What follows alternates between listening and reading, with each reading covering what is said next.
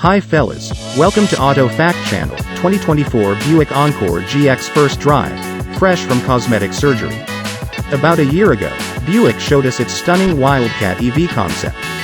While that sporty coupe might never see the end of a production line, it signaled a new direction for the brand's design. For 2024, Buick gave its most popular model in North America, the Encore GX small SUV, a fairly substantial visual refresh. While it doesn't get the Wildcat's electric powertrain, the refreshed Ute is the first in the lineup to borrow its design cues. It also finally gets the Avenir trim, the epitome of style and luxury previously applied to other Buick models, along with some tech upgrades. So while we're still not able to get behind the wheel of an electric Buick, the 24 Encore GX Avenir AWD landing in our driveway gave us the chance to see what a nip and a tuck can do to elevate this baby Buick crossover. This new face is easy on the eyes, looking more modern and athletic than the previous version. Gone is the somewhat frumpy and bulbous old-fashioned.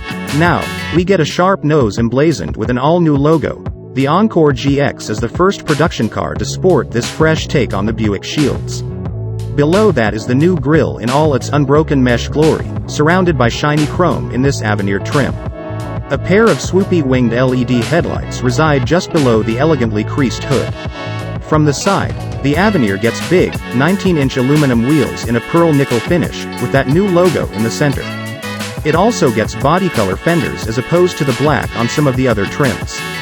In back, we see the new logo repeated prominently again, with the LED taillights looking almost as if they're pointing it out.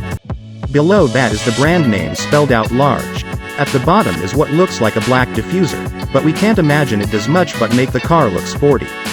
Inside, the big news is the new dual-display, virtual cockpit, with two screens under a single sheet of glass. On the right side is the 11-inch infotainment touchscreen, on the left is an 8-inch digital instrument cluster. We like the layout of the infotainment home screen, which is easy to use and configurable. Certain information in the infotainment can be sent to the driver's display, if you want to keep close tabs on your battery voltage, for instance. Prefer the familiarity of your phone? Wireless Apple CarPlay and Android Auto are standard across trim levels. Praise be. Perhaps just as important as its functionality, though, is that this dual display immediately elevates the Encore GX's cabin, giving it a flash of tech-focused modernism without inundating it with heavy, Matrix-style futurism. It feels a little like the dual displays you'll find in the Hyundai Ioniq EVs or the Kia EV6, which isn't a bad thing, unless you adhere to the separation of church and state when it comes to instrumentation and infotainment. Also, if you like analog gauges, you're out of luck. Thankfully, Buick didn't go too far into the future with its interfaces.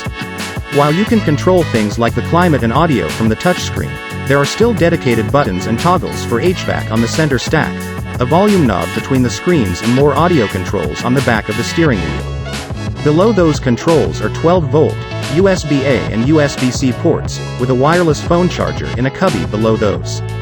While cubbies like that often acquire clutter, there's a convenient open cubby just behind the cup holders that would better serve those odds and ends that cars tend to accumulate.